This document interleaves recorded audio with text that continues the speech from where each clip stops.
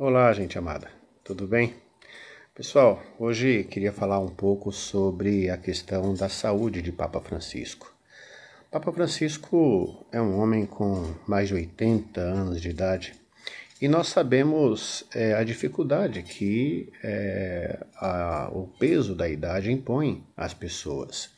E Papa Francisco tem ainda um problema de que ele não tem uma parte do pulmão direito, a parte superior do pulmão direito. Isso significa certamente uma situação de dificuldade respiratória. Mas nada disso seria motivo outro que não fosse o de oração e de pedido pelo restabelecimento da saúde do nosso querido líder espiritual, o maior líder espiritual que os católicos romanos têm, e também diversas outras igrejas de rito oriental, né? Somos 24 igrejas, sendo 23 de rito oriental. E isso significa algo impressionante de ter que debater uma questão que eu não sei nem como expressar um nome para isso. Pessoas desejando a morte de Papa Francisco se dizendo católicos. É tão impressionante, é tão aberrante e pior, colocando isso em redes sociais, né? No YouTube tem um monte de canais que vão falar sobre a sucessão, outros fazendo já a projeção de quem será o substituto de Papa Francisco. Tem, enfim, de tudo um pouco, né? Eu fico realmente abismado porque isso vai contra todos os princípios basilares, mínimos, rudimentares daquilo que nós compreendemos como sendo o cristianismo, que nós compreendemos como sendo o catolicismo.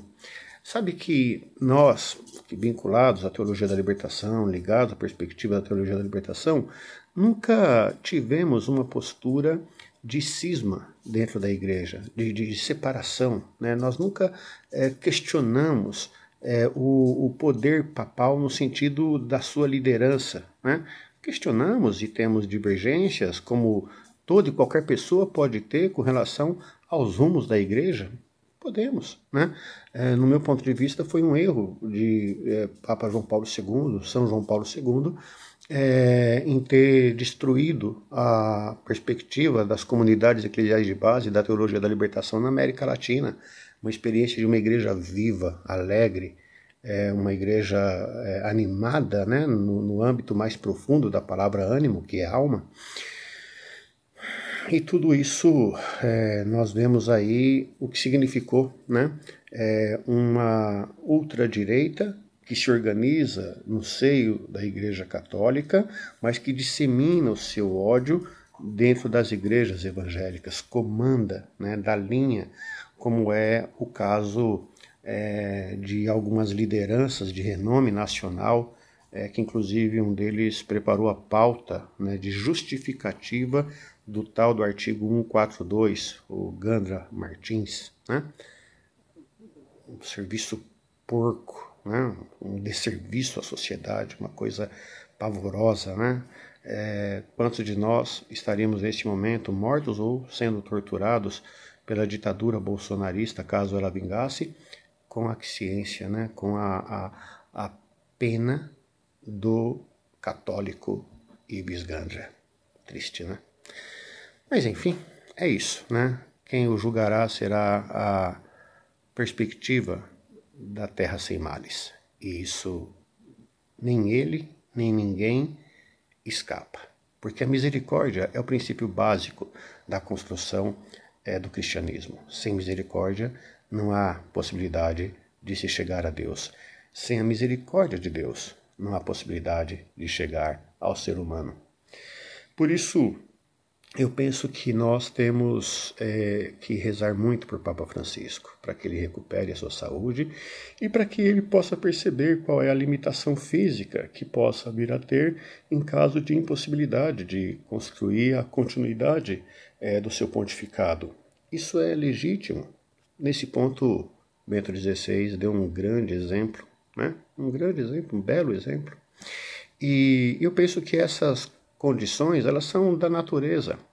Penso também que quando Deus assim permitir, nós teremos um próximo conclave. Óbvio que haverá um próximo conclave, mas isso não pode ser uma torcida. Porque torcer por um conclave é torcer, nesse sentido, pela morte de uma pessoa que tão bem faz a igreja. Gente, vamos lá. Quando foi que essa geração nossa, essa maioria da nossa geração, conheceu um Papa com as características de Francisco?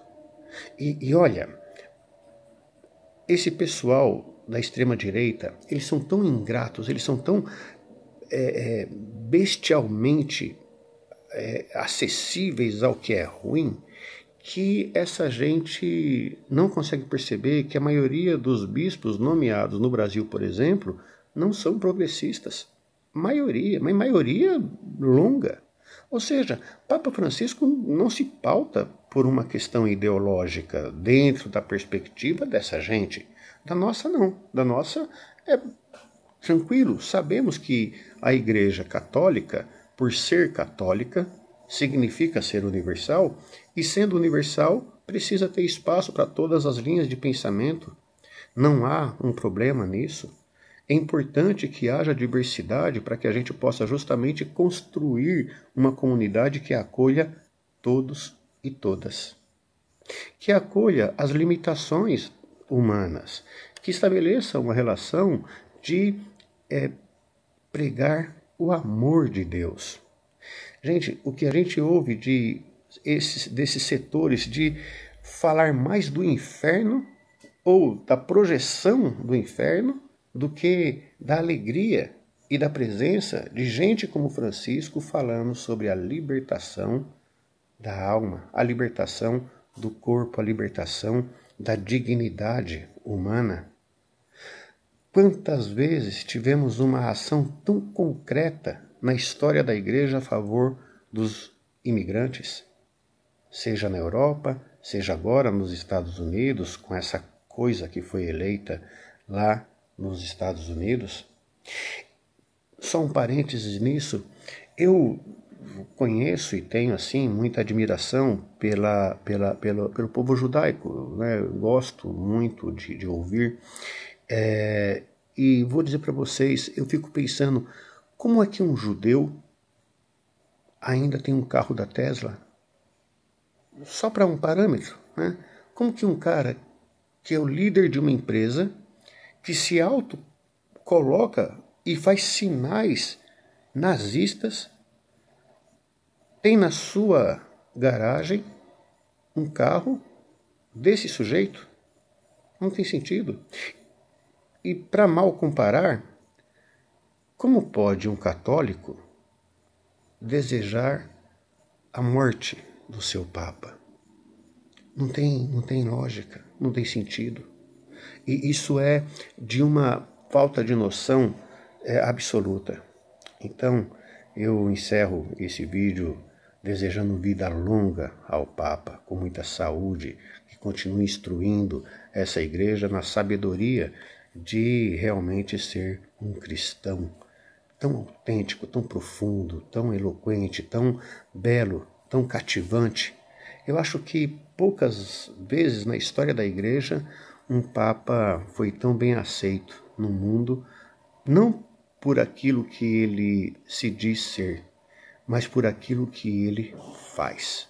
Ou seja, Francisco, ele não convence pelas palavras, ele arrasta pelos exemplos. Isso é maravilhoso. Papa Francisco, que a saúde te acompanhe, que Deus te abençoe e que juntos possamos construir as alegrias desse mundo novo. Eu estou olhando que agora tem o símbolo do Corinthians, aí só para explicar, meu filho, como bom corintiano, fez aniversário nessa semana e aí ainda está ali o símbolo, aí uma brincadeira que fizemos aqui com ele de acolhê-lo dentro do seu aniversário. Que Deus nos abençoe, que a paz esteja conosco e que juntos possamos construir um mundo melhor. A paz.